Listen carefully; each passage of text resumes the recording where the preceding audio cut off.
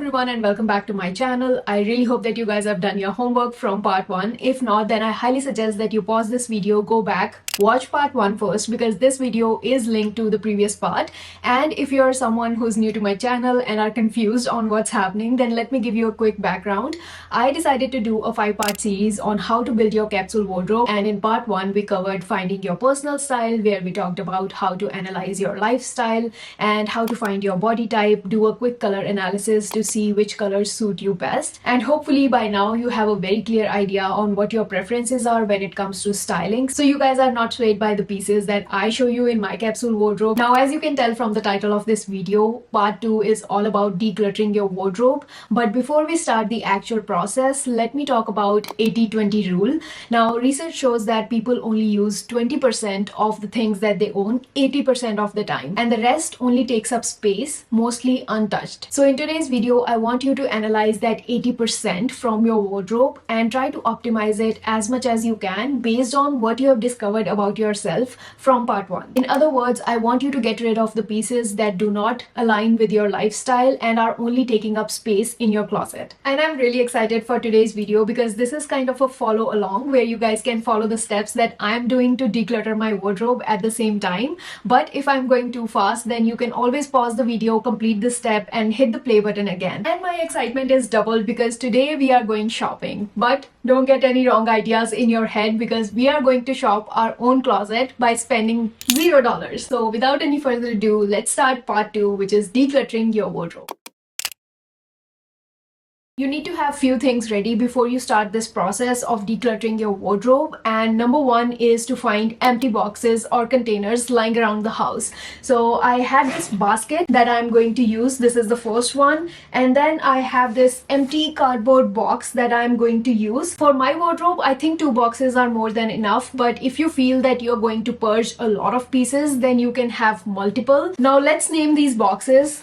This brown cardboard box for me will be a donation box. I will keep the pieces that I don't need from my wardrobe and I need to donate in this box. And this white basket, I'm going to use it for my maybe pile. Maybe is the term that I'm going to use for the pieces that I'm confused about whether I should keep them or donate them. Next one is totally optional, but I'd really like you to invest in some high quality hangers, and I'd like you to purchase the ones that come in the same color. And why I say that is because when you look at all different sorts of colors in your wardrobe, black, white, green, it takes away from the colors of the actual closet, the clothes that you have. And I think aesthetics play a major role when it comes to styling. So if your closet is untidy, messy, your outfits will convey that in some way or the other. And for the longest time, I really wanted to replace my cheap plastic looking hangers. I think this video gives me a good reason to replace my own. So I went ahead and bought these very beautiful wooden heavy duty hangers, which I think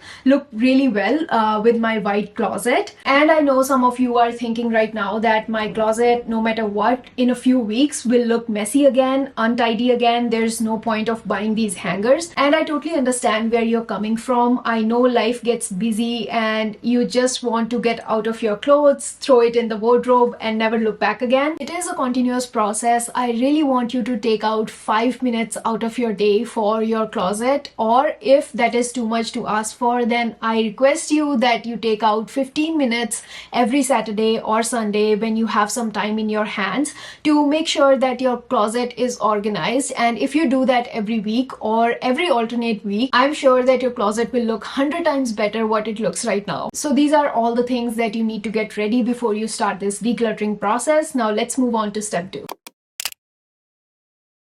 Step number 2 is to take everything out, and by everything I mean every single piece. Nothing should be left behind in your closet. Your closet should be completely empty by the end of this step. But because we are doing this together, let me just give you a quick wardrobe tour and show you what my closet looks like. Before we jump in, I just want to remind you that nobody is perfect. This is what the reality is. I don't want to show you a very beautiful picture or aesthetic picture of my wardrobe saying that this is what it looks like and this is what your wardrobe should look like. So it doesn't work that way. today. I want you to know that even my wardrobe is messy, and I think this series gives me a perfect opportunity to organize my own closet with you guys. So before we jump in, just remind yourself that nobody is perfect. Please don't judge me. We live in a very small one-bedroom apartment, so my husband shares the closet with me, and I think this is the case with most households. So my wardrobe is actually divided into two parts.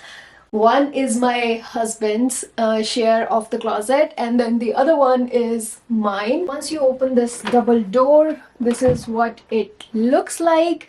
Whatever you see after this coat on this side, my left side, is my portion, and this side is my husband's. As you can see, I have it like all over the place. I have a few coats, shirts, blazers, dresses. So everything is mixed in here, and I don't want it like this. I want to organize it in a certain way that it's easier for me to get ready in the morning, and I want you guys to do the same thing. This is what I was talking about. Right now it's very messy, and some of the hangers are black. Most of them are white, but then you can see a wooden hanger with a golden thing. Then there are some black and greens as well. And if you see, this side is quite organized. This is my husband's, and this side I have all my sweaters and some dresses, some summer tops. So this is what it looks like right now.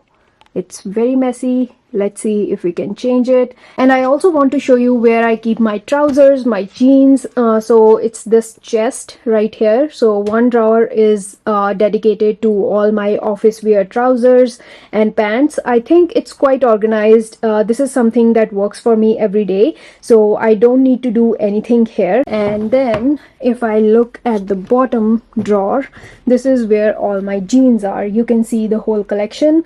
I have some lowers on the side. Just ignore this.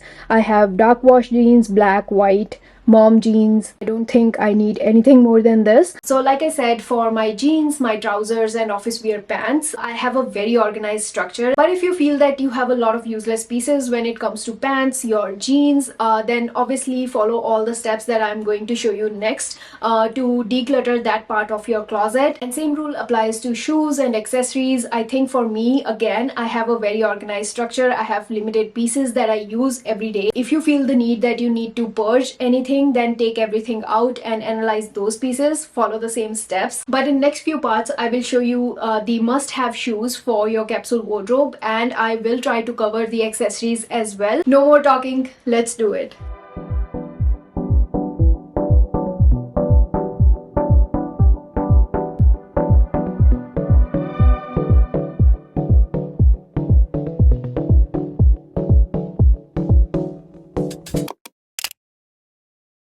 Now, once you have everything in front of you, I want you to put away your seasonal clothing. And the reason why I say this is because if you focus on two seasons at once, then you will be confused and your wardrobe will be all over the place. For me, I am just going to focus on spring because it is still cold in Canada for next 3 months. But if you live in a relatively hotter climate, then I don't want you to focus on your sweaters, your sweater vests, your coats or heavy jackets.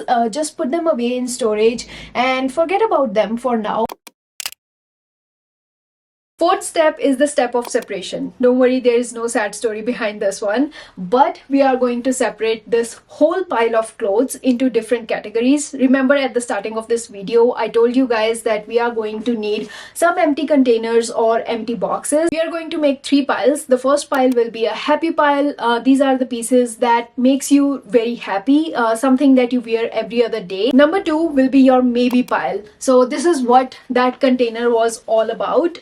You are going to put those pieces that you are unsure about. So something that you are confused about, whether you're going to wear it or not going to wear it. So you are going to put it in this pile, observe them for 30 days, try to wear them for 30 days, and then you can decide whether it goes into your happy pile or your no-no pile. So the third one, obviously, as you guessed, is a no-no pile. These are the pieces that you bought just because they were trendy, you don't like wearing them, or you're not comfortable wearing them. So you will put them in your no-no pile, which is going to be your donation box. So we are going to donate all these pieces. And here comes the fun part. You have to do a lot of hard work in order to separate these pieces. I want you to wear each and every piece that you have. I don't care if it takes you 7 days to do it.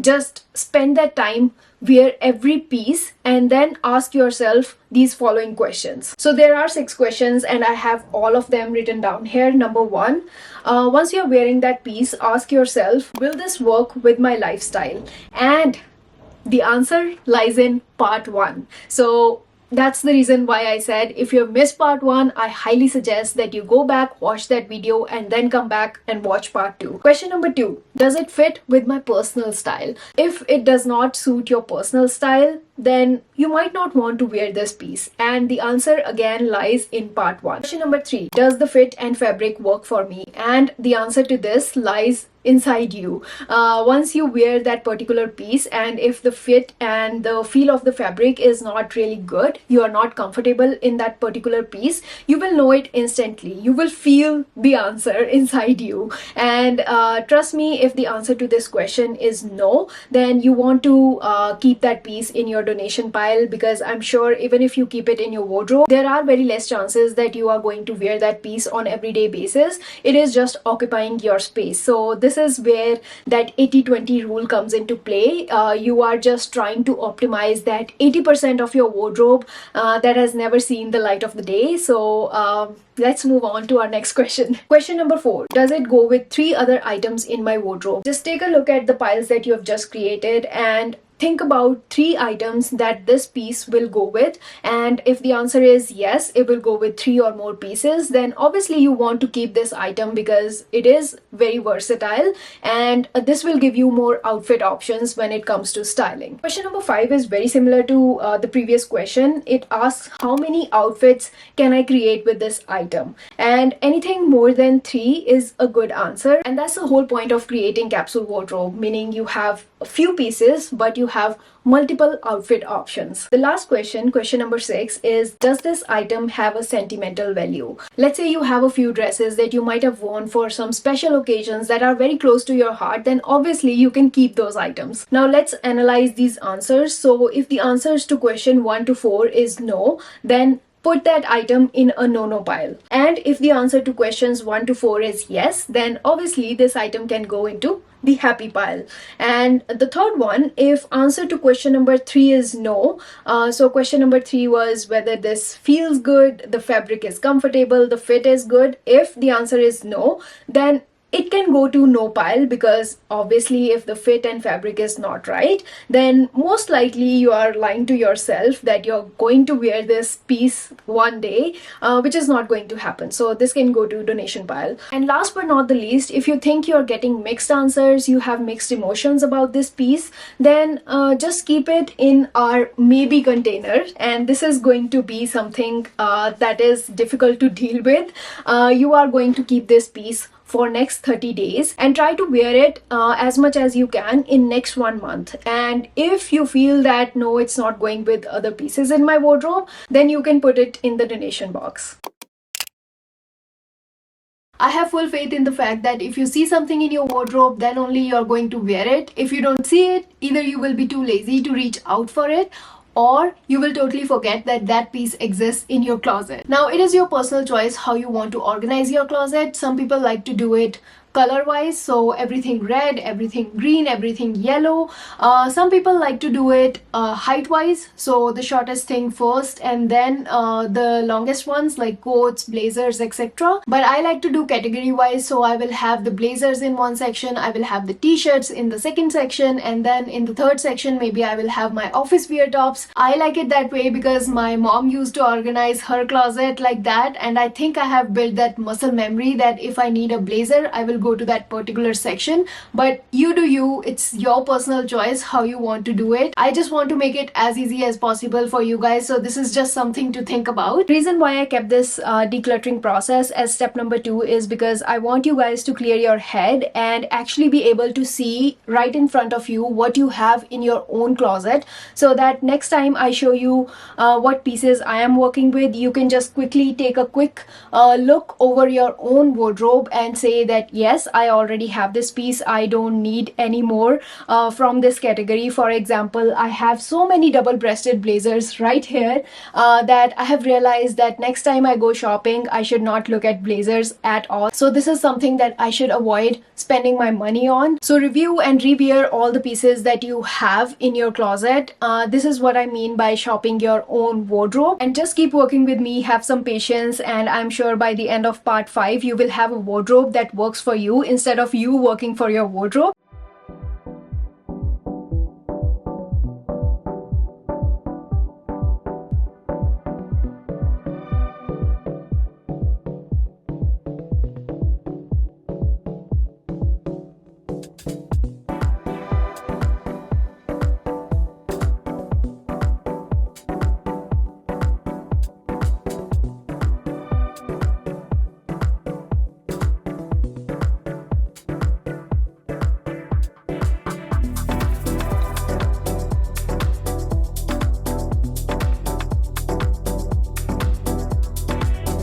This is all that I have for you guys today. Unfortunately, time is very limited. I cannot show you all the individual pieces that I decided to keep or the ones that are in my happy pile. But don't worry, we will pick up where we left off, and I'll see you guys in part 3. Until then, bye!